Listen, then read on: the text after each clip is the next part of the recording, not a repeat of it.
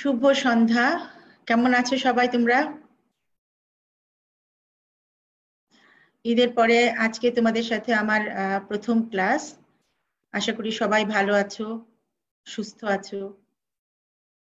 আজকে আমরা ক্লাসে যে পড়াটা পড়বো, যে টপিকসটা আমাদের, সেটা হচ্ছে জেস্টেশনাল ট্রোপোপ্লাস্টিক ডিজিজ।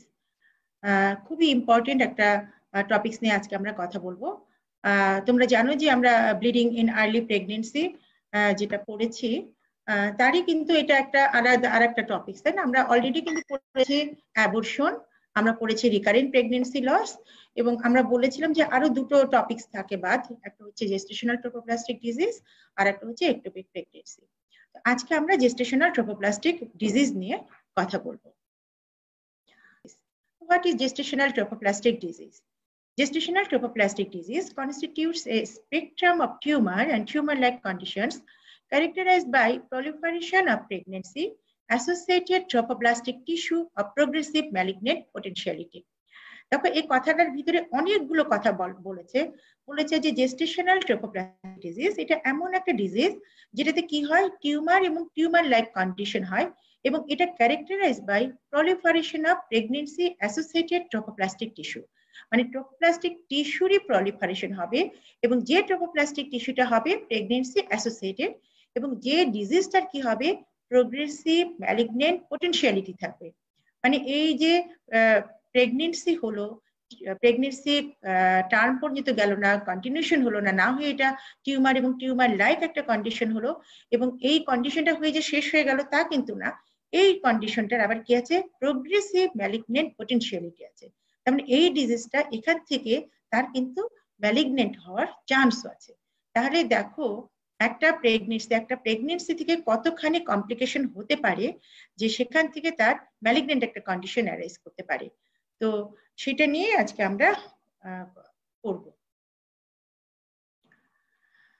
প্রথমেই দেখো, আমরা একটা ছবি দেখাচ্ছি।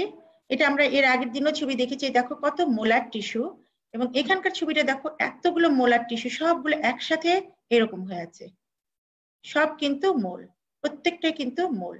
দেখো, এবং এই মোলগুলো কি হয়, একদম ছোট্ট সাগুদানার মতো মোল থেকে শুরু করে করে আঙুরের মতো হয়ে আরো বড় হতে থাকে।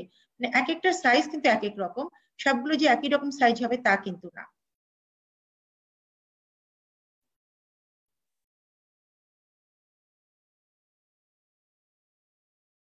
এখন আমরা চলে যাই ক্লাসিফিকেশনে।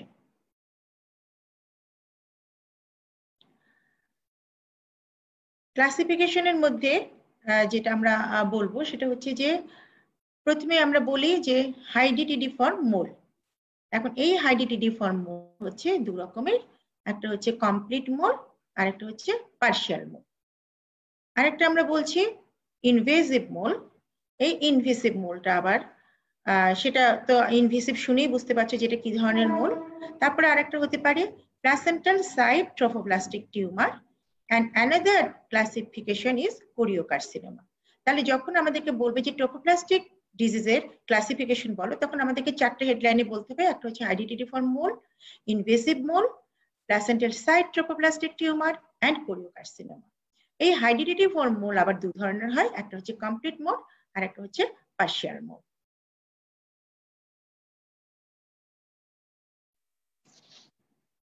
এখন এই মোলগুলোর অরিজিন কোথা থেকে এই মোলগুলো আসে? এই মোলগুলো আসছে হচ্ছে, they arise from fetal tissue within the maternal host and are composed of both syncytotrophoblast and cytotropoplastic cells, except placental cytotropoplastic tumor, which is derived from the intermediate trophoblastic cells. তার মানে এই যে ট্রোফোপ্লাস্টিক যে মোলগুলো দেখছো বা ট্রোফোপ্লাস্টিক যে টিস্যুগুলো দেখছো, এরা কোথা থেকে আসছে? এরা কিন্তু ট্রোফোপ্লাস্ট থেকে আসছে, এবং ট্রোফোপ্লাস্টের দুটো লেয়ার আমরা জানি, যে সিনসাইটোট্রোফোপ্লাস্ট এবং সাইটোট্রোফোপ্লাস্ট, দুটো দিয়ে কিন্তু মোলগুলো তৈরি হচ্ছে। শুধু বলেছে যে প্লাসেন্টাল সাইটোট্রোপ্লাস্টিক টিউমার, যে তাদের ভিতরে কিন্তু সিনসাইটোট্রোফোপ্লাস্ট এবং সাইটোট্রোফোপ্লাস্ট থাকছে না, সেটা ওরা আসছে হচ্ছে ইন্টারমিডিয়েট ট্রোফোপ্লাস্টিক সেল থেকে।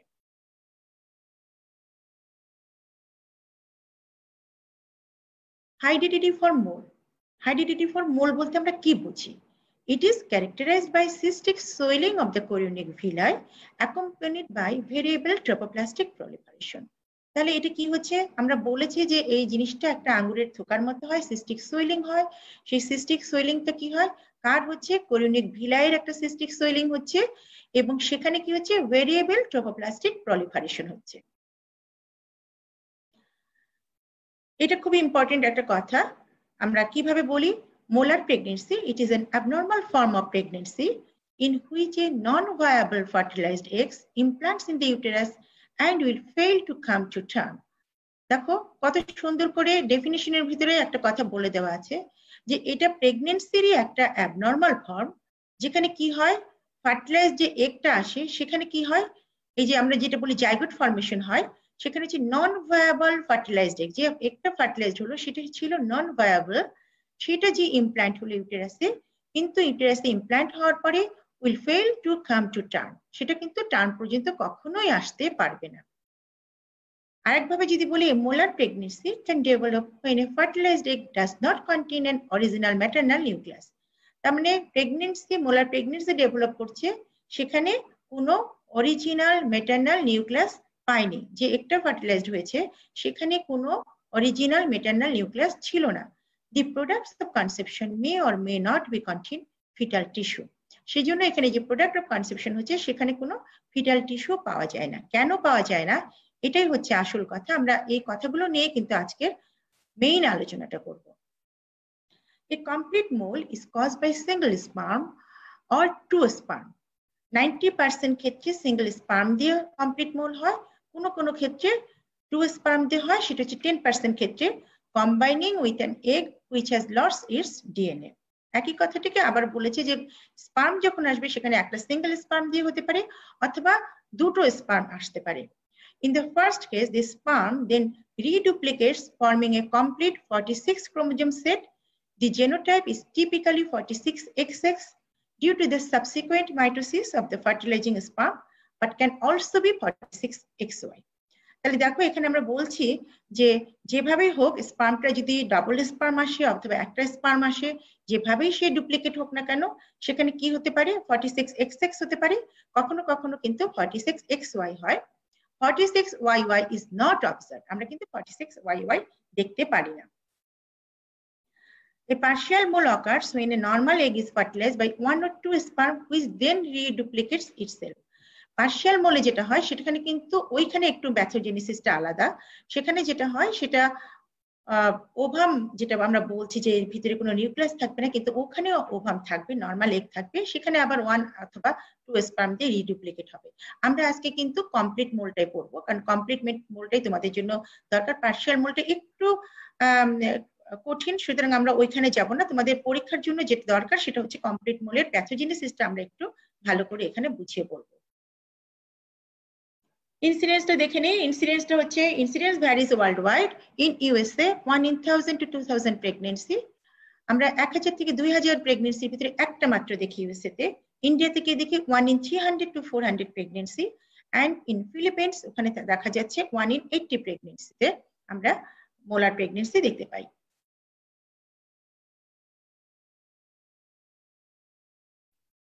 ইটিওলজি যদি জানি আমরা যে কেন এটা হচ্ছে, ইটিওলজি জানো যে this can occur at any age during active reproductive life, but the risk is higher in pregnant women in their teens or between the ages of 40 to 50 years. তার মানে দেখো যেখানে কি দেখতে পাচ্ছি আমরা, এক্সট্রিম এজে হচ্ছে। এক্সট্রিম এজ মানে যখন একটা মেয়ে কনসিভ করছে তার যদি খুব টিন এজ প্রেগনেন্সি হয় তখন তো তার কিন্তু মোলার প্রেগনেন্সি হওয়ার চান্স বেশি, অথবা যখন তার এজটা বেশির দিকে চলে গেছে, 40-50 ইয়ার্সে গেছে, তখন কিন্তু মোল হওয়ার চান্সটা বেশি। তাদের ভিতরে হচ্ছে লো সোশিও ইকোনমিক স্ট্যাটাসের গ্রুপের যে মানুষজন আছে তাদের ভিতরে দেখা যায় যে বেশি হচ্ছে in those whose diets are deficient in protein, folic and carotene. এবং যাদের ডায়েটের ভিতরে প্রোটিন, ফলিক এবং ক্যারোটিন নাই তাদের দেখা যাচ্ছে যে এই মোলার প্রেগনেন্সিটা বেশি হয়। তার মানে কাদের হচ্ছে, যারা প্রোটিন খায় না, ফলিক খায় না, ক্যারোটিন খায় না, খালি কি খায়, যারা খালি কার্বোহাইড্রেট খায়, ভাত খায়, যারা বেশি রাইস ইটার যারা, তাদের বেশি ভিতরে কিন্তু মোল হওয়ার সম্ভাবনা অনেক বেশি। আর একটা গ্রুপ আছে ডিস্টার্ব ম্যাটারনাল ইমিউন মেকানিজম, যাদের ইমিউন মেকানিজমে কিছু প্রবলেম হয় তাদের, যেমন হচ্ছে rise in gamma globulin level. Gamma globulin level যাদের ভিতরে বেশি তাদের ভিতরে দেখা যাচ্ছে যে মোলার প্রেগন্যান্সি হওয়ার চান্স বেশি। আরেকটা দেখো খুব ইম্পর্টেন্ট একটা তথ্য, যে যাদের blood group AB blood group যাদের, তাদের ভিতরে দেখা যায় যে মোল হওয়ার সম্ভাবনা বেশি। কেন? কারণ হচ্ছে এই ব্লাড গ্রুপটা তাদের ভিতরে কোনো এবিও অ্যান্টিবডি নেই, সো দ্যাট তাদের ভিতরে প্রোটেকশনের ক্ষমতা কম, সো দ্যাট এখানটায় দেখা যায় যে তাদের ভিতরে মোল হওয়ার সম্ভাবনা বেশি। এখন সবচেয়ে বেশি ইম্পর্টেন্ট যে থিমটা বা যে কথাটা আমরা বলবো এই মোলার প্রেগন্যান্সিতে, সেটা হচ্ছে প্যাথোজেনেসিস। এই প্যাথোজেনেসিসটা যে স্টুডেন্ট ভালো করে শুনবে, বুঝবে এবং মনে রাখবে, তার জন্য কিন্তু মোল কোনো ব্যাপারই না। মোলার প্রেগন্যান্সি থেকে যে কোনো কোশ্চেন আসুক না কেন, ভাইবা বোর্ডে, রিটেনে, সে কিন্তু সুন্দর করে কোশ্চেনের অ্যান্সার দিতে পারবে। সুতরাং আমরা এখন মনোযোগ দিয়ে এই পড়াটা পড়বো, প্যাথোজেনেসিসটা। প্যাথোজেনেসিসের ভিতরে আমরা যেটা প্রথমেই বলছি সেটা হচ্ছে cytogenetic studies have demonstrated that complete mole যেটা হচ্ছে সেটা কিন্তু paternal origin and sex chromatin positive. দেখো এটা কিন্তু প্যাটার্নাল অরিজিন, আমরা কিন্তু বলছি যে মায়ের ভিতর থেকে কোনো কিছু পাচ্ছে না, প্যাটার্নাল অরিজিন, কিন্তু তার আবার সেক্স ক্রোমাটিন পজিটিভ। সেই সেক্স ক্রোমাটিনটা কি হচ্ছে 46XX 46XY। এখন আমাকে বলো তো, এটা কি তোমরা কেউ জানো যে কেন এটা 46XX হচ্ছে, 46XY হচ্ছে? হ্যাঁ অথবা না বলো। আমি একটু অপেক্ষা করি, দেখি তোমরা কে কে বলতে পারো, তারপরে আমি বলবো যে কি হচ্ছে এখানে, মেকানিজমটা কে কে জানো। ইয়েস অর নো বলো।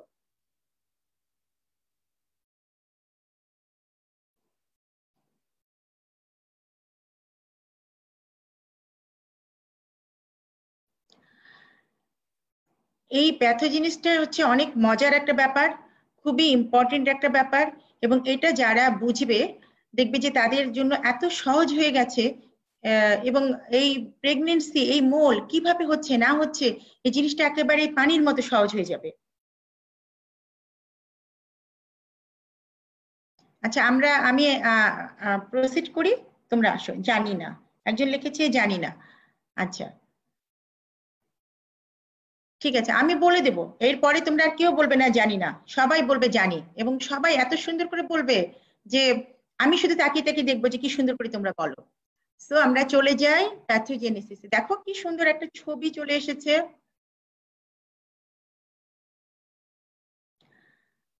ছবিতে আমরা যা দেখতে পাচ্ছি তা হচ্ছে ম্যাটার্নাল ক্রোমোজোম ইনঅ্যাক্টিভেট। এখানে দেখো একটা স্পার্ম এসেছে 23X। যদি আমরা কি জানি যে যখন একটা স্পার্ম অথবা যখন একটা ওভাম আসবে, তারা কিন্তু কি থাকে, 46 পেয়ার থাকে না, 46XX। ফিমেল হলে কি হবে 46XX, মেলে আসবে কি 46XY। কিন্তু যখন ফার্টিলাইজেশন করার জন্য আসে তখন কি হয়, একটা স্পার্ম আসে, হয় 23X আসবে অথবা 23Y আসবে, হ্যাপ্লয়েড নাম্বার আসবে। এবং এখানেও কি হবে 23X থাকবে, এখানে তো দুটো X, শুধু 23X পাবে সে সবসময়। এখন দেখো এখানে কি হচ্ছে 23X, তার মানে স্পার্মের কাছ থেকে কিন্তু 23X আসলো, এসে এখানে কি হলো, এখানে কিন্তু ম্যাটার্নাল কোনো ডিএনএ নাই, এখানে কোনো নিউক্লিয়াস নাই, এমটি একটা ওভাম পেলো, সেই ওভামটার ভিতরে কোনো কিছু নাই, no DNA is there. So 23X এসে এই এমটি ওভামকে ফার্টিলাইজ করলো। ফার্টিলাইজ করার পরে কি হবে, এই ওভামটা তখন এই স্পার্মটা আর এই ওভামটা মিলে সে কি করলো 46XX হলো। কিভাবে 46XX হলো, এই স্পার্মটা এখানে সে যখন কোনো ডিএনএ দেখলো না, তখন ও কি করলো, নিজে নিজে ডুপ্লিকেট হয়ে গেল। ডুপ্লিকেট হয়ে 23X ছিল, সে তখন 46XX হয়ে গেল। ডুপ্লিকেশন হয়ে তখন কি হলো 46XX। তাহলে এইটাকে আমরা বলি অ্যান্ড্রোজেনেসিটি। এটাই হচ্ছে প্যাটার্নাল অরিজিন। এখানে শুধুমাত্র বাবার কাছ থেকে আসছে, মায়ের কোনো ডিম থেকে সে কিছু পাচ্ছে না, কারণ এর ভিতরে কোনো নিউক্লিয়াস নেই। পার্শিয়ালটা আমরা বলবো না, এটা দেখো ওই এখানে কিন্তু স্পার্ম আছে, দুটো আসলো, দুটো এসে এখানে ওভামকে কিন্তু সে ফার্টিলাইজ করলো। এটা একটু কঠিন, আমরা এখানে যাই না, আমরা শুধু মোলের কমপ্লিট মোলে কি হয় সেই জিনিসটা একটু বোঝার চেষ্টা করি। আচ্ছা এখানে আরেকটু ভালো করে বোঝা যাচ্ছে, দেখো এখানে দেখতে পাচ্ছ যে এখানেও একই ঘটনা, সেটা হচ্ছে কমপ্লিট মোলে বলবো আমরা, যে এখানে দেখো এমটি ওভামটা এমটি, এখানে 23X আসলো, তার মানে একটা আসলো হ্যাপ্লয়েড নাম্বার 23X, এখানে X এসে আবার ফার্টিলাইজ করলো 46XX হলো, আমরা এটা পড়েছি আগে। এটা হচ্ছে এই যে একটা স্পার্ম আসলো, সেই স্পার্মটা কিন্তু নিজে নিজে এসে ও কিন্তু ডুপ্লিকেট হচ্ছে, ওকে কিন্তু ডুপ্লিকেট হতে হচ্ছে, ডুপ্লিকেট হয়ে ও কিন্তু 46XX হচ্ছে। ঠিক আছে, এটা একটা মেকানিজম, এটা একটা স্পার্ম দিয়ে আসলো। যদি দুটো স্পার্ম দিয়ে আসে, ধরো দুটো স্পার্ম দিয়ে যদি আসে, তাহলে আমরা যে বলছি যে আমরা যখন ক্রোমোজোমাল অ্যানালাইসিস করি তখন কিন্তু আমরা কি পাই 46XX অথবা 46XY পাই। তাহলে কিভাবে এই 46XX হয় অথবা 46XY হয়? যেহেতু আমরা জানি এখানে কোনো বাচ্চাই তৈরি হচ্ছে না, শুধু মোলার টিস্যু হচ্ছে, তাহলে তাদের কিভাবে ক্রোমোজোমাল অ্যানালাইসিস করলে 46XX অথবা 46XY হবে, সেটাই এখানে আমরা বলছি। তাহলে একটা স্পার্ম যদি আসে, তাহলে সে যখন ডুপ্লিকেট হবে, ডুপ্লিকেশন হয়ে তখন সে কি করছে, তখন করছে 46XX। এখন দেখো এটা আর একটা মেকানিজম, এখানে হচ্ছে দুটো স্পার্ম আসতে হবে, একটা আসছে 23X আর একটা 20, দুটোই যদি 23X হয়, এটা এসে কি করছে, এটা এসে এই এমটি ওভামকে, এমটি ওভামের সাথে সে ফার্টিলাইজ করলো, ফার্টিলাইজ করার পরে এখানে কোনো ডিএনএ নাই, সো কি করছে এই 23X এই দুটো স্পার্ম নিজে নিজে, তারা কিন্তু নিজে নিজে কি হচ্ছে, তারা নিজে নিজে ফিউজড হচ্ছে, তারা ফিউজড হয়ে তখন সেটা আবার হয়ে গেল 46XX। বোঝা গেছে তো না? আচ্ছা, বোঝা গেলে আমাকে একটু ইয়েস লেখো। আর এখানে দেখো, এখানে কি হলো, দুটো স্পার্ম আসলো, আমরা সবসময় বলি স্পার্ম আসবে হ্যাপ্লয়েড নাম্বারে, হ্যাপ্লয়েড নাম্বারে ওরা ফার্টিলাইজেশনে একা একা আসে, দুটোকে ভেঙে একা একা আসে, ডিপ্লয়েড থেকে হ্যাপ্লয়েড হয়ে যায়। তাহলে এখানে কি হচ্ছে, এখানে একটা এসেছে X আর একটা এসেছে Y, তার মানে দুটো এসেছে। আমরা জানি যে মেল থেকে কি আসে, একটা X একটা Y, এখানে দুটোই X এসেছে, দুটো স্পার্মের দুটো X এসেছে, এখানে দুটো স্পার্মের একটা এসেছে X আর একটা এসেছে Y। এই দুটো আবার কি করলো, এমটি ওভামের সাথে ফার্টিলাইজেশন করলো, করার পরে দেখলো যে এখানে কিছু নেই, তখন এই X আর এই Y এরা দুজন ফিউজড হয়ে গেল, ফিউজড হয়ে যে বললো যে 46XY হলো। তাহলে কিভাবে 46XY হচ্ছে, কিভাবে 46XX হচ্ছে, এটা কিন্তু এখন পরিষ্কার, তোমরা বুঝতে পেরেছো নিশ্চয়ই। এখন আমাকে বলো যে 23X আসলো, 23X আসলো, তাহলে 23YY আসলো না? 23YY তো আসতে পারে, দুটো Y আসলো। এখন দুটো Y যদি আসে, 23YY, দুটো Y এসে যদি এখানে ফার্টিলাইজড হয়, তারা কিন্তু কিছুই করতে পারবে না, তারা কোনো কিছুই তৈরি হবে না, সেখানে কোনো ফার্টিলাইজেশন হবে না, যদিও বা কিছু একটা ফার্টিলাইজেশন হয় তাহলে সেটা থাকবে না। ঠিক আছে, তাহলে Y একা একাই কোনো কাজ করতে পারে না, দুটো Y যদি একসাথে হয় তাহলেও দুটো Y একসাথে কোনো কাজ করতে পারবে না, অবশ্যই এখানে X লাগবে। ওকে, আমার মানে এই প্যাথোজেনেসিসটা যদি বুঝো, এর পরেরটাতে আমরা চলে যাই। এই এই এটা একটা সহজ ছবি, এটা ইউটেরাসের ছবি, এটা তোমরা আগেও দেখেছো। আমরা এখানে নর্মাল প্রেগন্যান্সির একটা ছবি দিয়েছি, এটা একটোপিক প্রেগন্যান্সির ছবি দিয়েছি। আমরা নেক্সট ইয়েতে চলে যাই, স্লাইডে চলে যাই। দেখো এখানে, এটা তোমরা জানো যে আমরা কিভাবে বলেছি, আমি একই কথা আবারও বলবো, এটা হচ্ছে endometrium, this is the myometrium, and লাস্টের ইয়েটা কি, এন্ডোমেট্রিয়াম, মায়োমেট্রিয়াম, আর একটা কি বলো দেখি, কার মনে আছে? প্যারামেট্রিয়াম।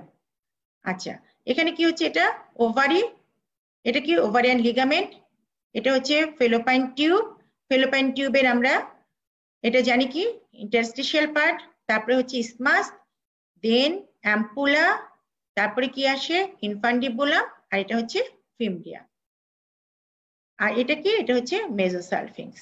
দিস ইজ দ্য সার্ভিক্স, এটা হচ্ছে ভ্যাজাইনা।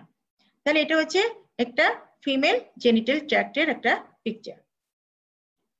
এটাও দেখো আরেকটা ছবি, এখানে কি বলেছে, এখানে সুন্দর করে যেটা আঁকানো আছে সেটা হচ্ছে ব্রড লিগামেন্টের ছবিটা খুব সুন্দর করে দেওয়া আছে, একদম পুরো কমপ্লিট একটা ফিমেল জেনিটাল ট্র্যাক্ট, খুব সুন্দর করে এই ছবিটা দেওয়া আছে। এখানে আরো কতগুলো জিনিস দেখেছে, ইন্টারনাল লস কোন লেভেলে থাকে, এক্সটার্নাল লস কোথায় থাকে, ঠিক আছে, সুন্দর করে ছবিগুলো দেওয়া আছে। এটা নিয়ে আমরা আর কথা বলি না, আমাদের শুধু জানার দরকার যে যদি ফার্টিলাইজেশন হয়, ফার্টিলাইজেশন হওয়ার পরে এই ফার্টিলাইজটা একটা কখন কিভাবে এসে ইমপ্ল্যান্ট হবে, আমরা আজকে সেটা নিয়ে কথা বলবো। এখানে একটু ছবিটা মনে হয় অস্পষ্ট, এখানে একই জিনিসে একই ছবি। দেখো এখানে যে জিনিসটা দেখানো হয়েছে সেটা হচ্ছে ইউটেরাইন সেপ্টাম, নর্মাল ইউটেরাস। আমরা আগের ছবিগুলিতে যে নর্মাল ইউটেরাস দেখেছি, এখানে কিন্তু দেখো এখানে একটা সেপ্টাম ঢুকে গেছে ইউটেরাসের ভেতরে। এগুলো কি হয়, এগুলো হচ্ছে ইনফার্টিলিটিতে এগুলো কারণ হচ্ছে ইনফার্টিলিটির জন্য। এখানে কি দেখো, এখানে একটা ব্লক আছে, ব্লকের জন্য এই টিউবটা পরিষ্কার না। হ্যাঁ, এখানে ইউটেরাইন ব্লক। এখানে এটা হচ্ছে ওভারি, এটা ওভারিয়ান লিগামেন্ট। এখানে দেখো ছোট্ট ছোট্ট সিস্টের ছবি দেখাচ্ছে, এগুলোকে আমরা বলি পিসিওস, পলিসিস্টিক ওভারি। দেখো এখানে একটা ছোট একটা পলিপের মতো দেখাচ্ছে, এইটাকে আমরা বলি এন্ডোমেট্রিয়াল পলিপ, তাই না? এখানে যে পলিপটা আছে, এই পলিপগুলো যদি থাকে ভিতরে, তাহলে এগুলো কিন্তু হচ্ছে, এগুলোর জন্য কিন্তু কি হয়, একটা মেয়ের কনসিভ করতে সমস্যা হয়। তার মানে এগুলো কিন্তু পসিবল কজ অফ ইনফার্টিলিটি, সেটাও আমরা কিন্তু এর মধ্যে বলে দিচ্ছি। এখানে দেখো একটা টিউমারের মতো দেখাচ্ছে, এটা হচ্ছে ফাইব্রয়েড। এখানে দেখো এই পাশে টিউবটা এত সুন্দর, এখানে কোনো কিচ্ছু নাই, কোনো অ্যাডিশন নাই, কিচ্ছু না, পরিষ্কার। এ পাশে টিউবে চলে আসো, এখানে দেখো একটা ওভারি, তার সাথে দেখো কি রকম একটা ফ্লিমজি অ্যাডহারেন্ট একটা ছবি দেখা যাচ্ছে। এগুলো হচ্ছে এন্ডোমেট্রিওসিস। এখানে অ্যাডিশন আছে, এগুলো সব হচ্ছে অ্যাডিশনের ছবি। আর এখানে দেখো এটাকে বলা হচ্ছে যে ওভারির ভিতরে একটা চকলেট সিস্টেম মতো, এখানে একটা এরকম। এটা আরো বেশি বড় হয়, অনেক বড় হয়ে যেতে পারে, তাহলে এটা তখন আমরা বলবো চকলেট সিস্ট বা এন্ডোমেট্রিওমা। এই ছবিগুলো বারবার দেখানোর উদ্দেশ্য হচ্ছে ফার্টিলাইজেশন হওয়ার পরে বা ফার্টিলাইজেশন হইতে কোথায় কোথায় বাধা সৃষ্টি হয়, এই জন্য কিন্তু এই জিনিসটা বারবার করে আমরা একই ছবি বারবার করে তোমাদেরকে দেখানোর চেষ্টা করি। এখন আমাকে বলো যে ফার্টিলাইজেশন হলো, আমরা জানি কি হবে, একটা মাইটোটিক ডিভিশন হয় না, 2 সেল স্টেজে এটা ভেঙে যায়, ক্লিভেজ শুরু হয়ে যায়, 2 সেল স্টেজ যে এটা মাইটোটিক ডিভিশন শুরু হয়। আমাকে বলো যে ফার্টিলাইজেশন পরে, জাইগোট ফর্মেশনের পরে কতক্ষণ পরে মাইটোটিক ডিভিশন শুরু হয়? কতক্ষণ পরে মাইটোটিক ডিভিশন শুরু হয়, এটা আমাকে একটু বলো। কারণ হচ্ছে যে আমরা, এটা খুবই ইম্পর্টেন্ট কথা, এটা তোমরা এমব্রায়োলজিতে পড়ে এসেছো, তোমরা অ্যানাটমিতে পড়ে এসেছো ফার্স্ট ইয়ারে, এটা তোমাদের মনে থাকার কথা। তারপরে এই প্রক্রিয়াটা কেমন হয়, কিভাবে যে বসে এবং কেন এটা মোল হচ্ছে, সেটা আমরা জানার চেষ্টা করব।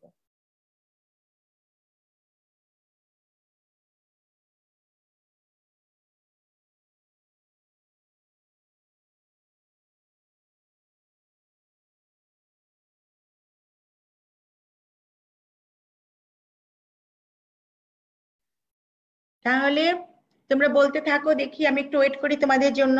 কতক্ষণ পরে? একজন বলেছে 12 আওয়ার্স পরে। আচ্ছা, আমরা চলে যাই তাহলে। এইটা হচ্ছে মাইটোটিক ডিভিশন শুরু হয় ফার্টিলাইজেশনের 30 আওয়ার্স পরে। 2 সেল ডিভিশনটা শুরু হয়। 2 সেলের পরে আমরা জানি 4 সেল হয়, 4 সেলের পরে 8 সেল হয়, দেন কি হয়, 16 সেল হয়। এই যে 8 সেল হচ্ছে, 16 সেল হচ্ছে, এটাকে আমরা কি বলি, মরুলা। এই মরুলা হচ্ছে, এই দেখো এখান থেকে কিন্তু ফার্টিলাইজেশন হওয়ার পরে কিন্তু, মনে করো এটা একটা টিউবের ছবি, এখান থেকে কিন্তু ও সেল ডিভিশন হচ্ছে এবং কিন্তু ক্রমাগত ও শুরু করেছে যাত্রা। যাত্রা শুরু করার লক্ষ্য কি, ও এসে পৌঁছাবে হচ্ছে কোথায়, ইউটেরাসের ভিতরে। যখন এরকম মরুলা থেকে আরেকটা কি ফর্মেশন হয়, ব্লাস্টোসিস্ট ফর্মেশন হয়। ব্লাস্টোসিস্ট যখন ফর্মেশন হয়, তখন এটা হচ্ছে ইনার সেল মাস এবং এটা হচ্ছে বাইরেটা হচ্ছে আউটার সেল মাস। আমরা আরেকটু আগায় আরেকটা ছবি দেখবো আমরা।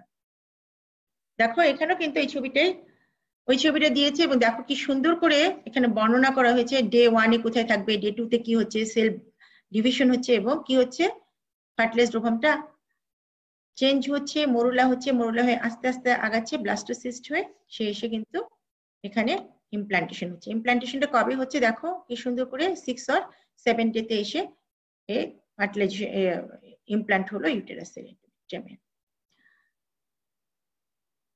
দেখো এখানেও আরেকটা ছবি, এটা কিন্তু এই ছবিগুলো দেখার উদ্দেশ্য, বারবার দেখার উদ্দেশ্য হচ্ছে চোখের একটা ইমপ্রেশন হয়, তোমাদের মনে থাকবে, এই জন্য কিন্তু বিভিন্ন ছবি বারবার করে দেওয়া হচ্ছে।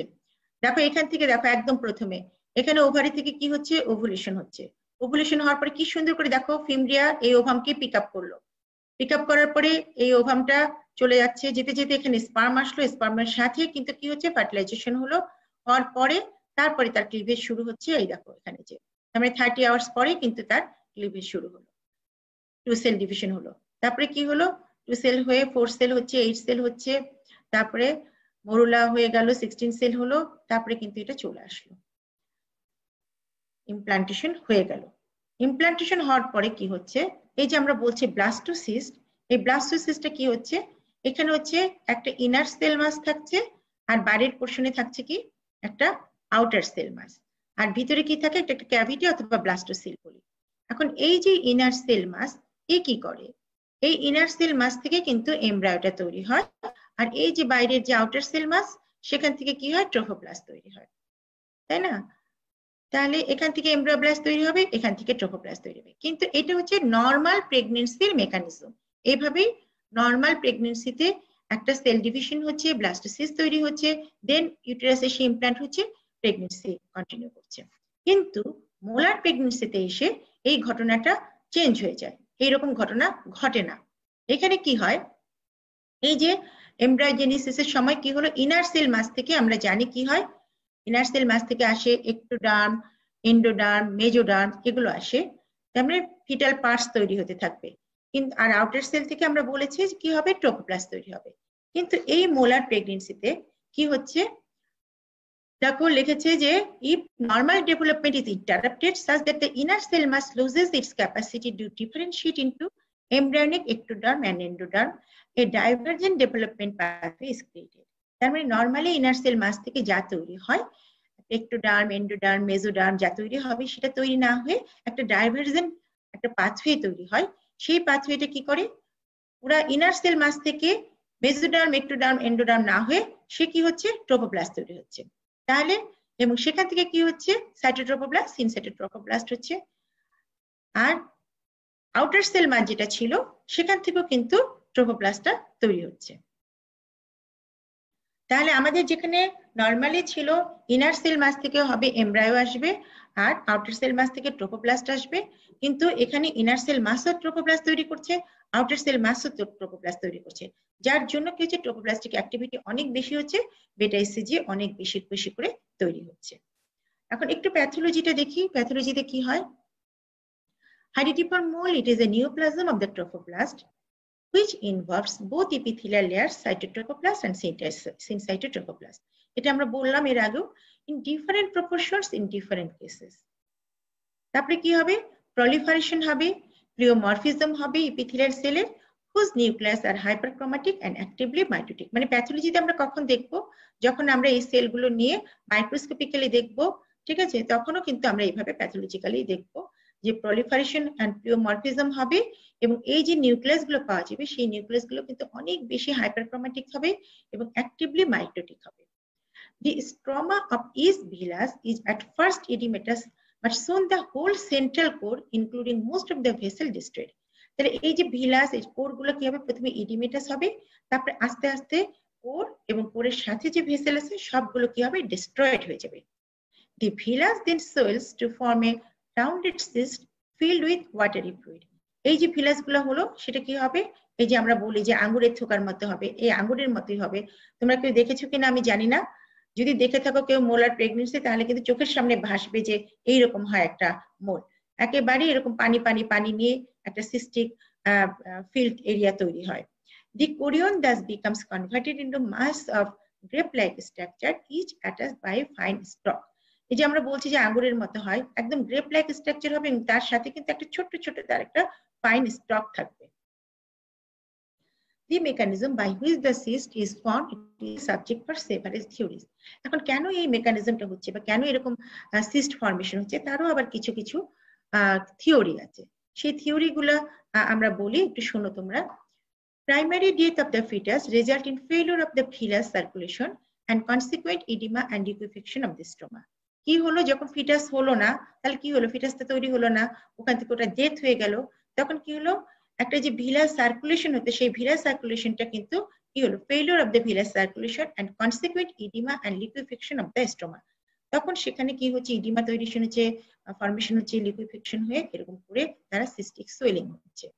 আবার আরেকটা থিওরি দেখি, a primary error in the development of the vessels in the core causes the villus to become overloaded with fluid and foodstuffs. যখন একটা এরর হচ্ছে তখন কি হচ্ছে, এই যে ভিলাস গুলা তাদের ভিতরে কি হচ্ছে, এরা তো কিছু ফ্লুইড এবং ফুড স্টাফ পেয়েছে, এটা দিয়ে তারা কিছু ওভারলোডেড হচ্ছে। কেন, তারা কিন্তু সাপ্লাই দিতে পারছে না, কারণ ভেসেল গুলো যে সাপ্লাই দিয়ে যাবে সেই সাপ্লাইটা যাচ্ছে না, ওখানে একটা এরর হয়েছে, যার জন্য এই যে কোরের ভিতরে যে ফ্লুইড এবং ফুড স্টাফ গুলো ছিল তারা কিন্তু থেকে গেল, যার জন্য এটা কিছু ওভারলোডেড হয়ে যাচ্ছে। the latter then providing the epithelial cells with an excessive growth stimulus. আবার আরেকটা কি বলেছে যে primary overactivity of the covering epithelium of the villus possible in response to anoxia is manifested by active secretion of fluid into the core of the villus as well as by the cellular hyperplasia. মোটামুটি কিন্তু একই কথাই বলা হচ্ছে যে যখনই একটা ভিলাসের সাথে এর কভারিং এপিথেলিয়াম ওভার অ্যাক্টিভিটি হচ্ছে তখন কি হচ্ছে ওখানে একটা প্রাইমারি একটা ওভার অ্যাক্টিভিটি ছিল ভিলাসে এবং কি জন্য হয়েছিল ওখানে possible in response to anoxia কারণ ওখানে ব্লাড সাপ্লাই গুলো তোমরা এর আগেই শুনেছো যে ব্লাড সাপ্লাই ঠিকমতো যাচ্ছে না ওখানে একটা এরর হয়েছে যার জন্য কি হচ্ছে যখনই সার্কুলেশনে ঝামেলা হয় তখনই ওখানে একটা অ্যানোক্সিয়া হবে অ্যানোক্সিয়ার জন্য active secretion of fluid into the core of the villus as well as by the cellular hyperplasia যার জন্য ওই কোরের ভিতরে ফ্লুইড থেকে ওখানে একটা সিস্টিক সোয়েলিং ডেভেলপ হচ্ছে এটাই হচ্ছে আমাদের কথা হচ্ছে প্যাথোজেনেসিস এবং প্যাথোলজি এখন আমরা চলে আসব ক্লিনিক্যাল ফিচারের ভিতরে আমরা দুভাবে বলবো একটা হচ্ছে সিম্পটম আর একটা হচ্ছে সাইন তাহলে সিম্পটমে কি হবে তোমাদেরকে যখন প্রশ্ন করা হয় যে মোলার প্রেগন্যান্সি কিভাবে তোমার কাছে কি প্রেজেন্টেশন নিয়ে আসবে তাহলে প্রথমেই যখন বলবে তখন বলতে হবে হিস্ট্রি অফ অ্যামোনুরিয়া এখানে হিস্ট্রি অফ অ্যামোনুরিয়া বলতে গেলে আমরা কিন্তু বলছি 8 to 12 উইকস তোমরা যে ভুলটা সবসময় করো ওই যে একটোপিক প্রেগন্যান্সিতে তোমরা বলো যে শর্ট হিস্ট্রি অফ অ্যামোনুরিয়া মোলার প্রেগন্যান্সিও যখন পরীক্ষাতে ধরা হয় তখন কিন্তু মাথার মধ্যে চলে আসে ওই একই কথা যে শর্ট হিস্ট্রি অফ অ্যামোনুরিয়া শুধুমাত্র একটোপিক প্রেগন্যান্সির ক্ষেত্রে মোলার প্রেগন্যান্সি তো ইউটেরাসের ভিতরে যাওয়ার পরে অনেক সময় পায় সো দ্যাট ওখানে কি হচ্ছে অনেক 8 to 12 উইকস এর প্রেগন্যান্সি হতে পারে এবং হাইট অফ দ্য ইউটেরাস কিন্তু অনেক বেশি হয় কারণ অনেক মোল হয় 12 উইকস এর একটা হিস্ট্রি থাকবে অ্যামোনুরিয়ার কিন্তু দেখবে যে ইউটেরাসের সাইজ কিন্তু অনেক বড় হয়ে গেছে আর কি হয় exaggerated sign symptom of pregnancy আমরা exaggerated sign symptom of pregnancy বলতে কি বুঝি মানে প্রেগন্যান্সির সাইন সিম্পটম যা হবে প্রেগন্যান্সির সাইন সিম্পটম আমরা কি জানি আমরা জানি যে অনেক বমি হতে পারে মাথা ঘুরাইতে পারে শরীর দুর্বল লাগতে পারে তাহলে এগুলোই হবে অনেক বেশি বেশি এক্সেসিভ ভমিটিং হবে the patient loses weight and she feels and looks ill আচ্ছা আমাকে বলো এই যে আমরা exaggerated sign symptom of pregnancy বললাম এটা তো একটা হচ্ছে মোলার প্রেগন্যান্সিতে আর কোন প্রেগন্যান্সিতে এক্সাজারেটেড সাইন সিম্পটম হতে পারে চট করে আমাকে একটু লিখে দাও তো একটু দেখি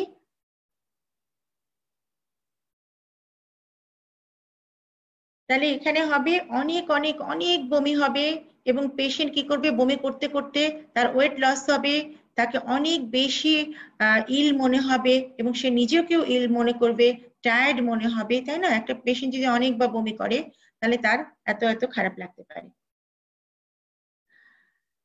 আর কি হতে পারে Preeclampsia develops in approximately 1/3 of the cases and earlier. হ্যাঁ তোমরা বলেছো টুইন প্রেগন্যান্সিতে এক্সাজারেটেড সাইন সিম্পটম হবে মাল্টিপল প্রেগন্যান্সি ঠিক আছে কিন্তু একটোপিক প্রেগন্যান্সিতে এরকম হবে না সাইন সিম্পটম আচ্ছা preeclampsia develops in approximately 1/3 of the cases and earlier than usual তার আমরা জানি কি আমরা কিন্তু সবসময় বলি যে প্রিএক্লাম্পসিয়া একটা প্রেগন্যান্সিতে কিন্তু প্রিএক্লাম্পসিয়া হতে পারে তাই না কখন হয় ইউজুয়ালি প্রিএক্লাম্পসিয়া ডেভেলপ করে কবে ডেভেলপ করে হ্যাঁ অনেকেই বলেছো multiple pregnancy twin pregnancy thank you সবাই খুব সুন্দর লক্ষ্মীর মতো পড়া শুনছে আর কি সুন্দর করে অ্যানসার দিচ্ছে খুব খুশি হলাম এখন আমাকে বলো যে প্রিএক্লাম্পসিয়া ইউজুয়ালি কত উইকসে যে প্রিএক্লাম্পসিয়া ডেভেলপ করে Preeclampsia develops in approximately 1/3 of the cases তার মানে সব সময় হবে না 1/3 কেসে প্রিএক্লাম্পসিয়া হতে পারে এবং নরমালি যে সময়ে প্রিএক্লাম্পসিয়া হওয়ার কথা তার চাইতে আগে হবে না preeclampsia before 12 weeks after 36 weeks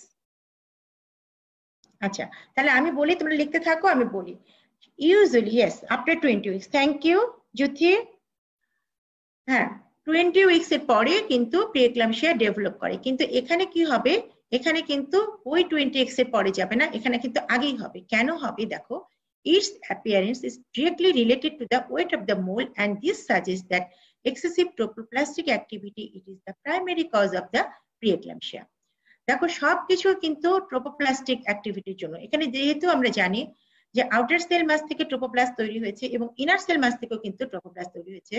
সুতরাং অনেক অনেক ট্রোপোপ্লাস্টিক টিস্যু তৈরি হয়েছে। এই ট্রোপোপ্লাস্টিক টিস্যুর অ্যাক্টিভিটির জন্য কি হচ্ছে, এখানে প্রিএক্লাম্পসিয়া ডেভেলপ করছে আগে। আর কি হতে পারে, রিকারেন্ট ইউটেরাইন অথবা যেটা বলি আমরা vaginal bleeding and brown discharge. Initial diagnosis is therefore like to be the threatened abortion. আমরা ইউজুয়ালি বলি যে যেহেতু ব্রাউন ডিসচার্জ, আমরা কিসে বলেছি, আমরা তো থ্রেটেন্ড অ্যাবর্শনে বলি কিরকম ব্লিডিং হবে, আমরা কিন্তু ব্রাউন ডিসচার্জ বলি না ইউজুয়ালি। ইউজুয়ালি ওখানে কি হয়, ব্রাইট রেড কালারের ডিসচার্জ হয়। আর ব্রাউন ডিসচার্জ সাধারণত কোথায় হয় বলতো, মিসড অ্যাবর্শনে, তাই না? মিসড অ্যাবর্শনে একটু ব্রাউন ডিসচার্জ হতে পারে। সায়েন্সে কি হবে, the uterus is too large for the period of amenorrhea. 50 to 70% cases, sometimes the uterus is smaller than 50 to 70% কেসে কি হবে, uterus too large for the period of the amenorrhea। তার মানে 50 to 70% কেসে ধরো তোমার 12 উইকস এর যদি অ্যামেনোরিয়া থাকে, তাহলে সেখানে অনেক বেশি মনে হবে, ইভেন 16 উইকস 18 উইকস এরকমও মনে হতে পারে। Sometimes the uterus is smaller then normal, কোনো কোনো ক্ষেত্রে ইউটেরাসটা ছোট হতে পারে যেরকম সাইজ হওয়ার কথা ছিল তার চেয়ে, specially if the mole dies or expelled. মানে অনেক সময় হয় না যে বের হওয়া শুরু হয়েছে, এক্সপেলড করা শুরু হয়েছে, সেই সময় কি হবে, ইউটেরাসটা ছোট হতে পারে। তবে এখন কিন্তু এই সম্ভাবনা কম, কারণ মানুষ আল্ট্রাসোনোগ্রাফি করে এখন। অ্যাটলিস্ট আল্ট্রাসোনোগ্রাফি করলে পরে এইটুকু জানা যায় আগে থেকে যে এই, হ্যাঁ ঠিক আছে, থ্যাংক ইউ, অনেকেই লিখেছো মিসড অ্যাবর্শন, থ্যাংক ইউ। তো তখন কিন্তু আগে থেকে আমরা জানতে পারি, সুতরাং এক্সপেলড আউট হওয়ার আগেই বোঝা যায় বা আমরা ডায়াগনোসিসটা করে ফেলতে পারি। যদি একেবারে নেগলেক্টেড কেস, মানে এই কোনো একজন পেশেন্টের যদি এরকম মোলার প্রেগনেন্সি হয় এবং সে যদি কোনো দিনই একটা হেলথ কেয়ারের সুবিধা যদি সে না দেয়, কোথাও না যায়, কোনো আল্ট্রাসোনোগ্রাফি না করে, তখন তার ক্ষেত্রে যখন এই মোল এক্সপেলড আউট হওয়া শুরু করবে, তখন কিন্তু আমরা ইউটেরাসের সাইজটা ছোট পাবো। ইউটেরাসটা কিরকম হয়, uterus is down in consistency and does not contract. কিরকম হয় ডাউন কনসিস্টেন্সি, আমরা কি বলি, একটা ময়দার তাল। অনেকেই দেখো তোমরা রুটি বানাও, ময়দার তাল করো, পরাটা বানাও, তো ওই রকম যে একটা ফিলিংস হয়, এই ইউটেরাসে হাত দিলে এরকম একটা ফিলিং হবে। এবং সাইজটা যেহেতু আমরা বলেছি যে অনেক বড় হয়, কিন্তু সেখানে হাত দিলে কিন্তু কোনো ফিটাল পার্টস পাওয়া যাবে না। আমরা পেটের ভিতরে হাত দিলে কি করি, ফিটাল পার্টস কিন্তু অনুভব করি, কিন্তু এক্ষেত্রে কোনো ফিটাল পার্টস পাওয়া যাবে না, অন্যরকম একটা ময়দার তালের মতো একটা কনসিস্টেন্সি হবে। Fetal movement and heart sounds are absent. এবং যেহেতু তোমরা দেখছো যে হাইটটা অনেক বড়, অনেক সময় এটা 18 বা 20 উইকস এর মতো হয়ে যায়, তো সেই ক্ষেত্রে কিন্তু কোনো ফিটাল মুভমেন্ট এবং হার্ট সাউন্ডও পাওয়া যাবে না। The passage of ভেসিকলস in the uterine discharge is conclusive evidence. এবং পেশেন্ট যদি এসে বলে যে মোলের মতো কিছু বের হয়েছে, আঙ্গুরের থোকার মতো কিছু বের হয়েছে, তাহলে এটা একেবারেই তখন কনফার্ম হয়ে যায় যে এটা মোল। Bilateral ovarian enlargement is palpable in 25 to 50% কেসে। দেখো এখানে কিন্তু বাইলেটারাল ওভারিয়ান এনলার্জমেন্ট হয়, যেটা আমরা বলি থেকালিউটেল সিস্ট। মোলার প্রেগন্যান্সির সাথে কিন্তু থেকালিউটেল সিস্টের একটা সম্পর্ক আছে। A rare but fascinating development of thyrotoxicosis. Thyroid stimulating hormone is synthesized by tropoplastic tissue. There is evidence that human chorionic-gonadotropin itself may cause hyperthyroidism. ACG has an alpha subunit identical to that of the THS. তার মানে দেখো ACG এর কিন্তু একটা দুটো subunit আছে, একটা হচ্ছে আলফা সাবইউনিট আর একটা হচ্ছে বেটা সাবইউনিট। আমরা যখন প্রেগন্যান্সি টেস্ট করি তখন আমরা কিন্তু বেটা ACG লিখি, বেটা ACG লিখে আমরা কিন্তু প্রেগন্যান্সি টেস্টটা করি। কিন্তু যেটা ওর আরেকটা সাবইউনিট আছে সেটা হচ্ছে আলফা সাবইউনিট, সেটা হচ্ছে identical to that of the thyroid stimulating hormone and therefore has an inherent capacity to stimulate the thyroid. এবং এই জন্য কিন্তু প্রেগন্যান্সিতে থাইরয়েড গ্ল্যান্ডটা একটু এনলার্জড হয়, প্যালপেবল হয়, তাই না? তো এগুলো হচ্ছে নরমাল ফিজিওলজিক্যাল কন্ডিশন। যেহেতু এসসিজি আছে এবং এসসিজি তে একটা আলফা সাবইউনিট আছে, এ কি করে যে ওখানটায় স্টিমুলেট করে থাইরয়েড গ্ল্যান্ড, এটা নরমালি হয়। দি থাইরোটক্সিকোসিস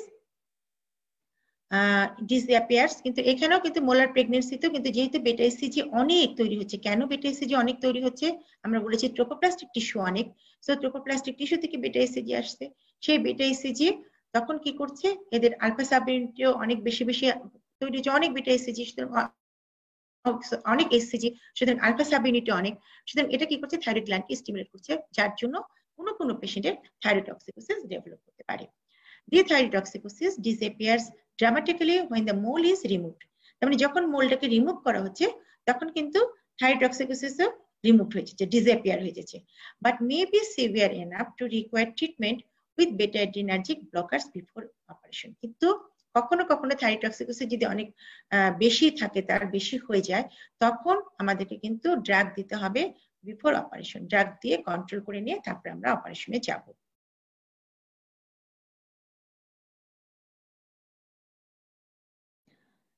কি কি ইনভেস্টিগেশন করব আমরা? আমরা মোটামুটি অ্যান্টিনেটাল চেকআপে তো অনেক কিছু করি, তাই না? তো সেই চেকআপের কিছু চেকআপ তো আমরা করবোই, তার সাথে আমরা যেটা করবো, আমরা ব্লাড গ্রুপিং অবশ্যই জানতে হবে, ফুল ব্লাড কাউন্ট করতে হবে, এবিও আরএইচ গ্রুপিং করতে হবে। আর কিন্তু আমরা যা করি, কি করি আমরা অ্যান্টিনেটাল চেকআপে একটু বলি তো। আমরা কি করি? ইউরিন দেখি নরমালি, তারপরে কি করি?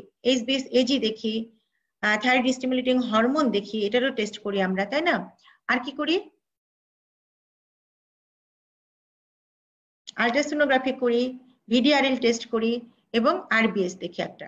আরবিএস আমরা যেটা বলি যে স্ক্রিনিং এর জন্য আমরা কি করি? ফাস্টিং ব্লাড সুগার দেখি and 2 hours after 75 gram glucose. এটা দেখে আমরা কিন্তু স্ক্রিনিং করে নিই ডায়াবেটিসের জন্য, ব্লাড সুগার লেভেলটাকে দেখে নিই। এখন আমরা যদি আল্ট্রাসোনোগ্রাফি করি, তাহলে আল্ট্রাসোনোগ্রাফিতে কি পাবো? আল্ট্রাসোনোগ্রাফিতে কিন্তু একটা আলাদা রকম অ্যাপিয়ারেন্স পাওয়া যায়, যেটাকে বলা হয় snowstorm appearance. Characteristic echogram of molar pregnancy, it is snowstorm appearance. Sometimes confusion arises with the missed abortion or the degenerated fibroid.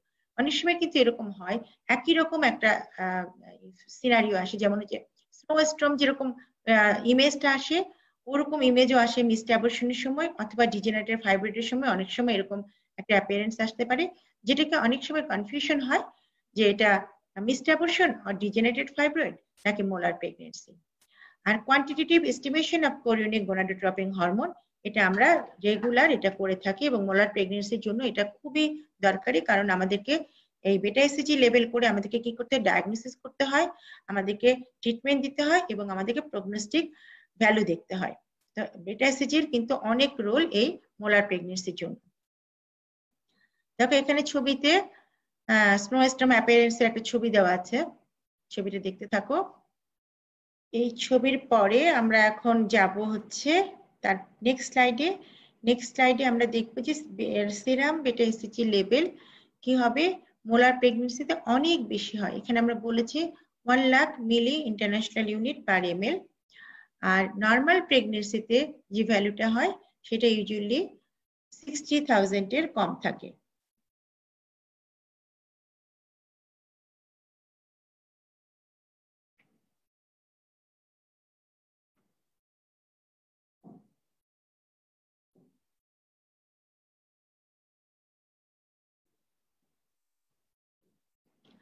এখন আমরা চলে আসব ডিফারেনশিয়াল ডায়াগনোসিস। ডিফারেনশিয়াল ডায়াগনোসিসে কি হতে পারে?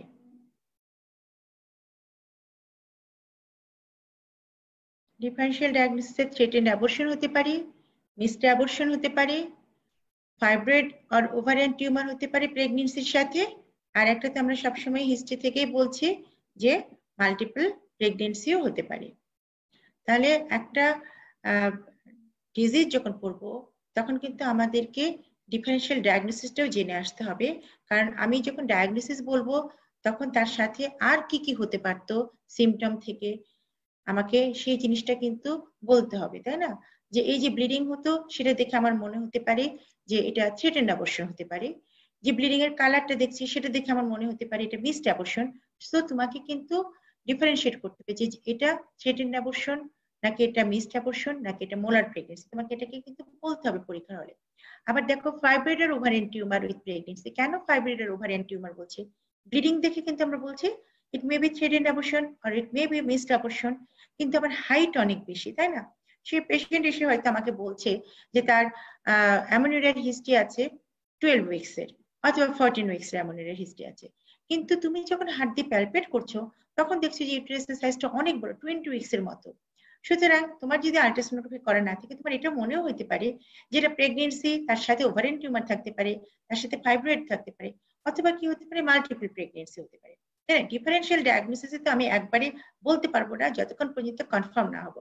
সুতরাং তোমার প্রত্যেকটা ডিজিজ যখন পড়বে সেই ডিজিজগুলোর সাথে তোমাকে অবশ্যই ডিফারেন্সিয়াল ডায়াগনোসিস জানতে হবে এবং করতে হবে।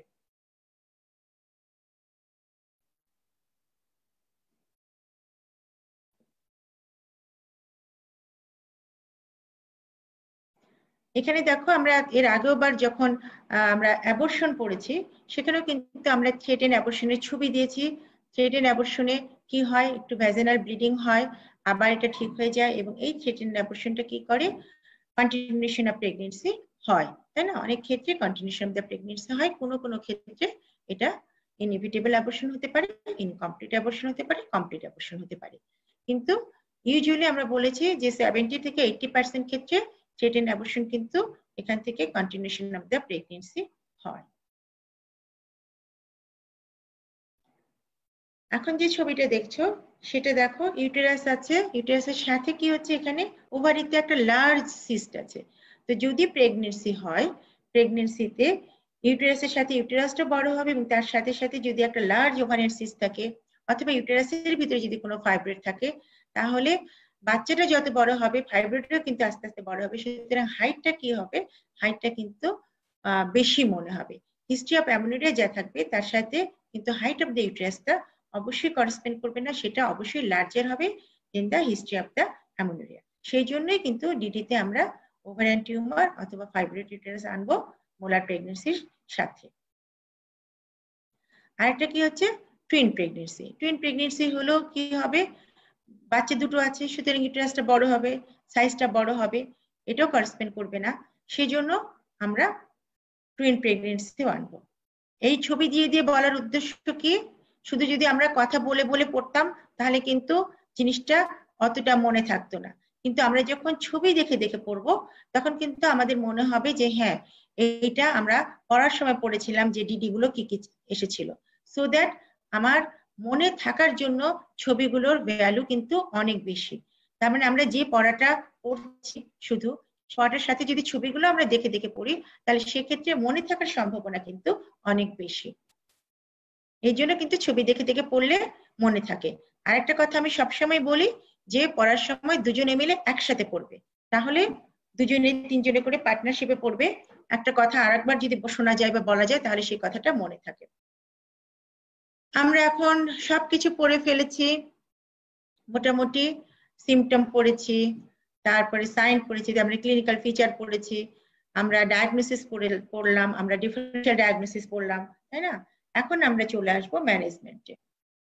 ইনভেস্টিগেশন আমরা পড়েছি, এখন ম্যানেজমেন্টে। ম্যানেজমেন্টের একটা কথা হচ্ছে খুবই ইম্পর্টেন্ট কথা, সেটা হচ্ছে যে আমরা মোলার প্রেগনেন্সিতে ম্যানেজমেন্টে কি বলবো।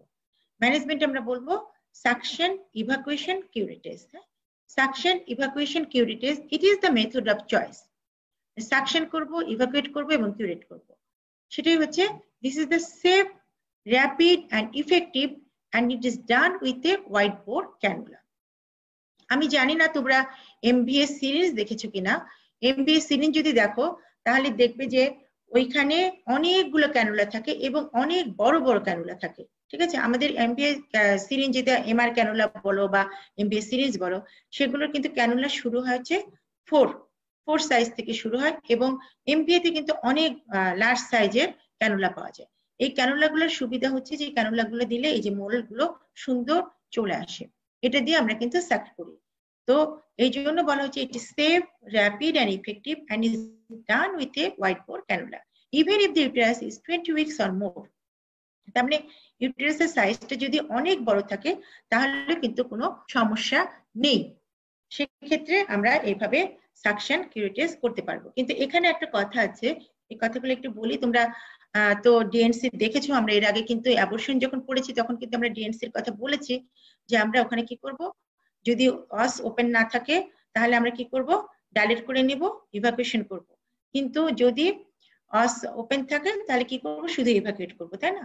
এখন এখানে কি করছে আমরা, কিন্তু এইখানে কি করব, 20 উইকস এর একটা সাইজ নিয়ে পেশেন্ট আসলো, সেক্ষেত্রে আমার কি ডাইলেট করতে হবে কিনা, ডাইলেট করা দরকার আছে কিনা, সে ব্যাপারগুলো নিয়ে আমরা কথা বলবো। এবং আমরা কিন্তু ডিএনসির সময় কি করি, যে কথাটা বলা হয় যে আমরা কিন্তু ওখানে অক্সিটোসিন দেওয়ার কথা বলি না, কিন্তু এখানে মোলার প্রেগনেন্সিতে কিন্তু আমরা বলছি যে no need to give any oxytocin before the start of suction curetage, মানে সাকশন কিউরেটিজ স্টার্ট করার আগে আমরা কখনোই কোনো ইন্টারভিনাস অক্সিটোসিন দিব না। অথবা যে কথাটা খুবই ইম্পর্টেন্ট সেটা হচ্ছে যেহেতু 20 উইকস এর সাইজের একটা ইউটেরাস, সো এক্ষেত্রে আমাদেরকে সার্ভাইকাল ডাইলেটেশন করার কোনো দরকার আছে কিনা, মানে আমাদের তো আমি যখন দেখবো পিভি করে তখন দেখবো যে সার্ভিক্সটা একদম ক্লোজ কিন্তু সার্ভিক্সটা খুবই সফট। এখন এত ট্রোফোপ্লাস্টিক অ্যাক্টিভিটি হয় এখানে, এত বেশি বেশি ট্রোফোপ্লাস্ট, সার্ভিক্সটা একেবারে সফট থাকে।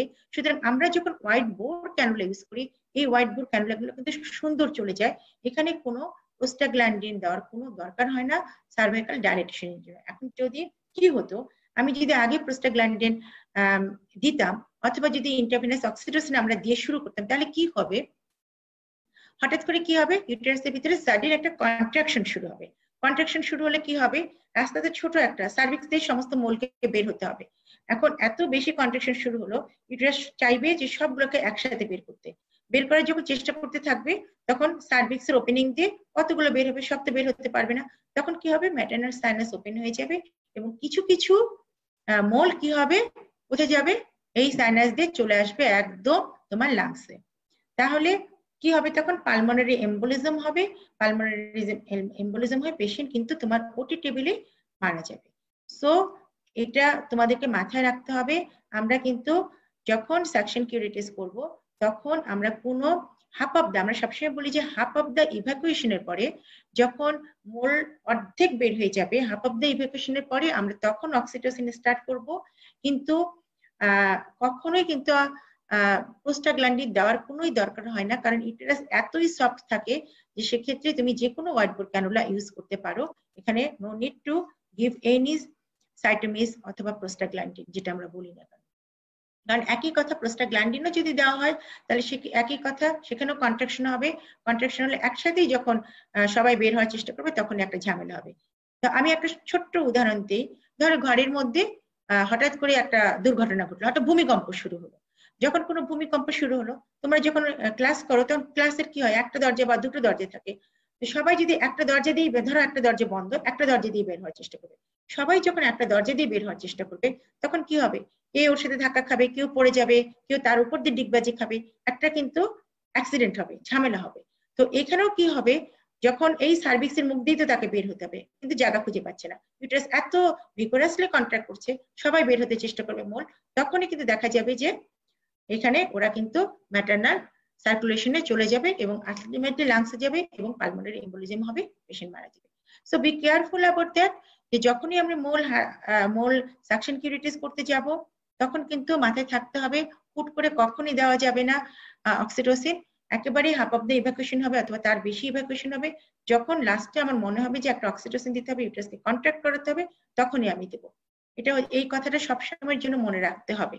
এবং আরেকটা কথা আমি যেটা বলি যে খুব সুন্দর করে যখন তোমরা মোল ইভাকুয়েট করবে তখন দেখা যায় যে কি সুন্দর করে সমস্ত মোলগুলা বের হতে শুরু করে। তখন যদি কেউ মনে করো যে না পেটের হাত দিয়ে চাপ দিয়ে বা একটু চাপ দিয়ে দিয়ে বের করি, এটারও কোনো দরকার নেই, তাকে নিজে স্পন্টেনিয়াসলি আসতে দিতে হবে। এই জিনিসটা করতে হবে, তাহলে কিন্তু কোনো সমস্যা হওয়ার কথা হবে না। তার মানে যে কাজটাই আমি করি না কেন সেটা কিন্তু খুবই জেন্টলি করতে হবে। এবং এই ইভ্যাকুয়েশনটা যখন কমপ্লিট হয়ে গেল, আমি মনে করলাম যে আর কোনো কিছু না, একেবারে সুন্দরভাবে আমি কিউরেট করে নিয়ে এসেছি, ইভ্যাকুয়েট করে নিয়ে এসেছি, তখন আমি একটা কি করবো, জেন্টল সাবকিউরেটিস শুড বি ডান। এবং এই কিউরেটিজের ক্ষেত্রে বলা হয় যে তোমাদেরকে তো এখন এই ইনস্ট্রুমেন্ট আর দেখে পড়তে হয় না, এটা একটা তোমাদের জন্য ঝামেলা মুক্ত হয়ে গেছে যে কোনো ইনস্ট্রুমেন্ট দেখতে হয় না বা ভাইবা বোর্ডে বসে বলতে হয় না। তো এখানেও কিন্তু একটা কিউরেট তোমরা দেখেছো কিনা আমি জানি না, যে আমাদের যে আমরা কিউরেট করি যে তার ভিতরে কিন্তু দুটো এন্ড থাকে, একটা হচ্ছে শার্প, দুই ধরনের থাকে, শার্প থাকে একটা এন্ড আর একটা থাকে ব্লান্ট। তো সবসময় যখন আমরা কিউরেট করব তখন অবশ্যই আমি যে এন্ডটা শার্প এন্ড সেটা দিয়ে করবো। ব্লান্ট এন্ড দিয়ে যদি আমি কিউরেট করতে চাই, অনেকে মনে করে যে ব্লান্ট এন্ড দিয়ে যদি কিউরেট করে তাহলে হচ্ছে ইউটেরাসের কোনো ক্ষতি হবে না, ব্লিডিং হওয়ার চান্স কম থাকে, কিন্তু আসলে ব্লান্ট এন্ড দিয়ে করলে আরো বেশি খুঁচানো হয়, সেখানে আরো ইউটেরাসের ক্ষতি হয়। সুতরাং শার্প কিউরেট দিয়ে আস্তে করে তোমাকে এটা নিয়ে আসতে হবে। এবং যে মেটেরিয়ালগুলো আমরা নিয়ে আসলাম সেই মেটেরিয়ালগুলোকে মোল এবং আমি যে কিউরেট করে নিয়ে আসলাম টিস্যু, সেটাকে আমাকে কি করতে হবে, হিস্টোপ্যাথোলজিতে দিতে হবে, হিস্টোপ্যাথোলজি করে আসতে হবে। এরপরে আমরা যেটা বলি যে প্রোফাইলেকটিক কেমোথেরাপি, আমরা আসলে এক্ষেত্রে কোনো কেমোথেরাপি দিব কিনা, কারণ আমরা বলছি যে এক্সট্রিম এজে যদি বয়স বেশি হয় তাহলে সেই পেশেন্টদের আমরা প্রোফাইলেকটিক কেমোথেরাপি মানে আমি এই পেশেন্টের পরবর্তীতে তার আমরা বলেছি প্রথমে যে ম্যালিগন্যান্ট পটেনশিয়ালিটি থাকে, সুতরাং আমরা তো জানি না কার এই সম্ভাবনা আছে কার নাই, বা আমরা তো সবসময় বলে আসবো বা বলবো যে এই মোলার প্রেগনেন্সির কিন্তু সবসময় ফলো আপ করতে হবে। তো যে পেশেন্টটা ফলো আপ করবে না তার জন্য আমাদেরকে প্রোফাইলেকটিক কেমোথেরাপি দিতে হবে। কি কি আমাদের কোন কোন কন্ডিশনে দিব সেটা, সেই কথাটা আমরা একটু বলি। তাহলে প্রোফাইলেকটিক কেমোথেরাপি কি? It is controversial. দেখো প্রথমে বলা হয়েছে যে এটি কন্ট্রোভার্সিয়াল, অনেকেই দিতে চায় অনেকে দিতে চায় না। It should be offered to the patient who are risk for persistent gestational trophoblastic disease. তাহলে কাদের ক্ষেত্রে আমরা দিব? তাহলে আমরা একটা অ্যানালাইসিস করব, অ্যানালাইসিস করে দেখবো যে যারা যারা এই রিস্ক গ্রুপের মধ্যে পড়ে তাদেরকে আমরা একটা প্রোফাইলেকটিক কেমোথেরাপি দিতে পারি। আমরা কিন্তু সবাইকে কেমোথেরাপি দিব না, ঠিক আছে? তাহলে কাদের দিব? আমরা বলেছি যাদের বয়স বেশি, এই যদি মোর দেন 35 ইয়ার্স হয় তাদের দিতে পারি। হিস্ট্রি অফ মোলার প্রেগনেন্সির, আগেও তার একটা মোলার প্রেগনেন্সির হিস্ট্রি ছিল, তাকে আমরা অবশ্যই দিব। আর বেটা এসিজি লেভেল করে দেখেছি যে তার লেভেলটা এত বেশি, তাহলে তাকে আমরা একটা প্রোফাইলেকটিক দিতে পারি, কেমোথেরাপি দিতে পারি। আর যে পেশেন্টগুলো তোমার মনেই হবে যে এই পেশেন্টটা কখনোই আর ফলো আপে আসবে না, তাহলে তাকে আমরা একটা প্রোফাইলেকটিক কেমোথেরাপি দিয়ে তারপরে আমরা তাকে ছুটি দিতে পারি। যেটা ইম্পর্টেন্ট কথা পরীক্ষাতে যে কথাটা বলা হয় সেটা হচ্ছে, একটা হচ্ছে ম্যানেজমেন্টে তুমি কিভাবে সাকশন ইভাকুয়েশন করবে, কখন অক্সিটোসিন দিবে, প্রোস্টাগ্ল্যান্ডিন দিবে কি দিবে না, এই প্রশ্নগুলো তোমাকে ভাইবা বোর্ডে করা হবে। আর একটা হচ্ছে ইম্পর্টেন্ট কথা, সেটা হচ্ছে ফলো আপ, কিভাবে এই মোলার প্রেগনেন্সিকে ফলো আপ করবো। আমরা চলে এসেছি একদম শেষের দিকে, আর একটুখানি বাকি আছে। তাহলে ফলো আপ কিভাবে করব? সার্ভিলেন্স ফলো আপ হচ্ছে, it has become possible by monitoring the circulating level of HCG to determine the early development of persistent trophoblastic disease.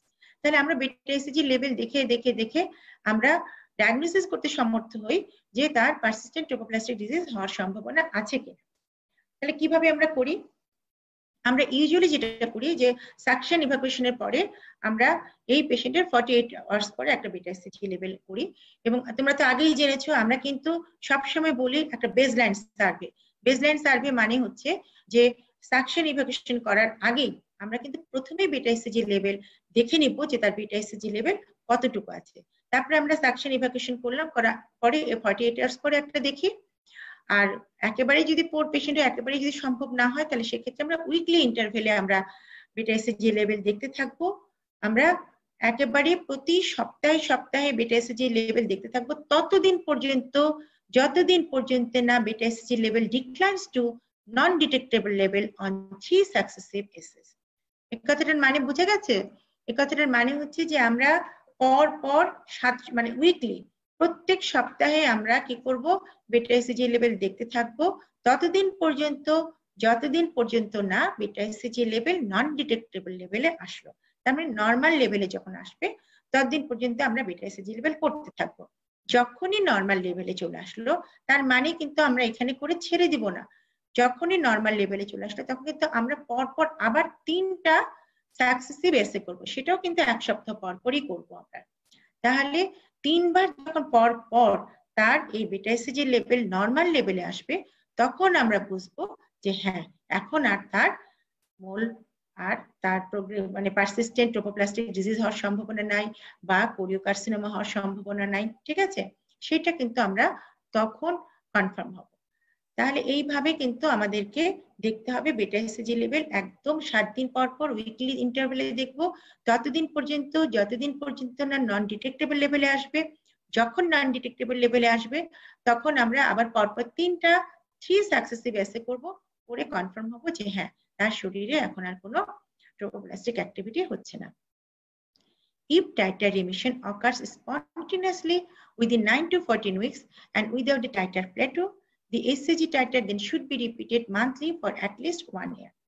তাহলে এইটা হচ্ছে তোমাদের জন্য যেটা আমরা বলি যে এখন কতদিন পর্যন্ত আমরা এই বেটা এসিজি লেভেল করতে থাকবো। এটা কি অনির্দিষ্টকালের জন্য করব? তা তো না। যে আসছে না, নর্মাল হচ্ছে না, আমি করতেই থাকবো, তা তো না। তাহলে আমার একটা টার্গেট লেভেল আছে যে ওই অত সপ্তাহের ভিতরে আমার এটা নর্মাল হতেই হবে। যদি নর্মাল না হয় তাহলে বুঝতে হবে যে এখানে কোনো প্রবলেম আছে। তাহলে আমরা জানি যে এটা 9 থেকে 14 উইকস, আমরা 14 উইকসে ধরতে পারি। 9 থেকে 14 উইকসের ভিতরে যদি টাইটারটা নর্মাল হয়ে যায়, তাহলে স্পন্টেনিয়াসলি যদি সে রেমিশন হয় তাহলে 19 থেকে 14 উইকসের ভিতরে হলো।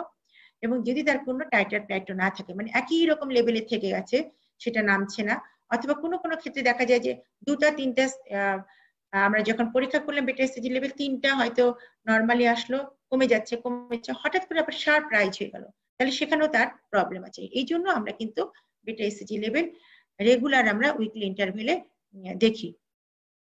তারপরে যখন নর্মাল হয়ে গেল, নর্মাল হয়ে যাওয়ার পরে আমরা কি করব, 3টা নর্মাল হয়ে গেল, তারপরে আমরা কি করব, তখন আমরা মান্থলি ইন্টারভেলে আমরা বেটা এসএসজি লেভেল দেখবো ফর অ্যাটলিস্ট 1 ইয়ার। আচ্ছা, এইখানে একটু ব্যাপার আছে, আমরা কিন্তু এখন 6 মান্থের কথা বলি, 6 মাসের আমরা ফিগর, এটা প্রোটোকল, সেই প্রোটোকলে আমরা কিন্তু এখন 6 মান্থ বলি। তো তোমরা যেহেতু আগে থেকে বলো, সেহেতু তোমরা এটাও জানো যে আগে আমরা বলতাম যে অ্যাটলিস্ট 1 ইয়ার পর্যন্ত আমরা কিন্তু এই পেশেন্টকে ফলো আপ করবো, এবং মাসে মাসে মান্থলি ইন্টারভেলে আমরা কিন্তু বেটা এসএসজি লেভেল দেখতে থাকবো। তারপরে কি করবে, তারপরে therefore the patient may enter into regular gynecological care program, তারপরে সে রেগুলার গাইনোকোলজিক্যাল কেয়ার প্রোগ্রামে যাবে।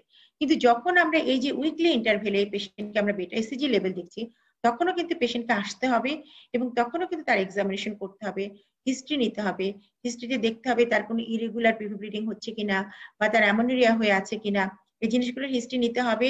এবং তার সাথে সাথে তাকে কিন্তু এক্সামিন করতে হবে তার ইউটেরাসের সাইজটা কতটুকু হয়েছে, এবং তার সাথে সাথে তার কিন্তু পারভেজানাল এক্সামিনেশন করতে হবে, করে দেখতে হবে যে তার ওখানে কোনো ইরেগুলার ব্লিডিং আছে কিনা, অথবা তার ওখানে কোনো নোডুলারিটি ডেভেলপ করছে কিনা।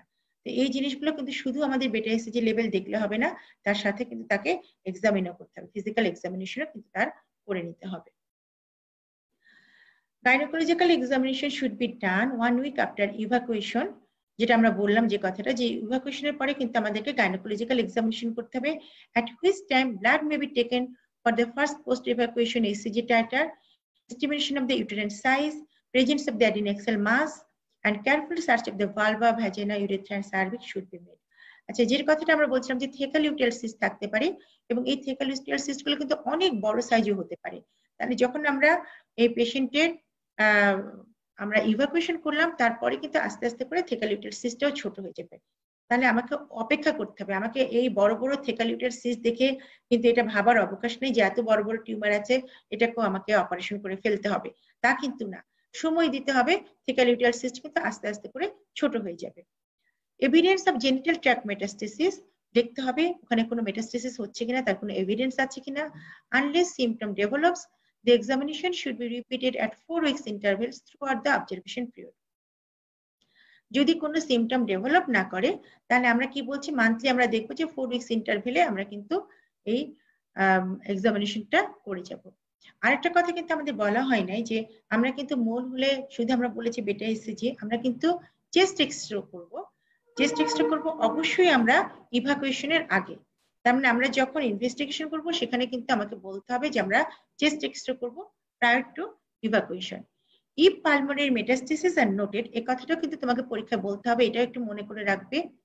যদি কোনো পালমোনারি মেটাস্টেসিস থাকে, তাহলে at 4 weeks interval thereafter until spontaneous remission is confirmed। তাহলে আমরা কি করব, যদি পালমোনারি মেটাস্টেসিস থাকে তাহলে 4 সপ্তাহ ইন্টারভেলে আমাকে করতে হবে। তার মানে মাসে মাসে আমাকে চেস্ট এক্সরে করতে হবে যতক্ষণ পর্যন্ত না রিমিশন হলো। যখন রিমিশন হয়ে যাবে তখন কি করতে হবে, দেন at 3 months ইন্টারভেলে during the reminder of the surveillance period, যতদিন সে সার্ভিলেন্স ফলো আপে থাকবে বা সার্ভিলেন্স পিরিয়ডে থাকবে, তখন কি করতে হবে, 3 মাস পর করতে হবে। তাহলে আমি বেটা এসএসজি লেভেল করছি সপ্তাহে সপ্তাহে, বেটা এসএসজি লেভেল করছি যতক্ষণ পর্যন্ত না নন ডিটেক্টেবল লেভেলে আসছে। নন ডিটেক্টেবল লেভেলে আসার পরে আমি কি করছি, 3টা কনজিকিউটিভ 3 ইনভেস্টিগেশন করছি, দেখছি লেভেলটা। যখন 3টাই নেগেটিভ হয়ে গেল, তখন আমরা কি করলাম, মান্থলি ইন্টারভেলে চলে গেলাম। আর এখানে চেস্ট এক্সরেতে কি করছি, আমরা একটা প্রায়র টু ইভাকুয়েশনে চেস্ট এক্সরে করব। তারপরে যদি এখানে কোনো মেটাস্টেসিস না থাকে, তাহলে আর তোমাকে চেস্ট এক্সরে করতে হবে না, কোনো কিছু নাই, মেটাস্টেসিস নাই, চেস্ট এক্সরে নরমাল, তাহলে কিন্তু কিছু করতে হবে না।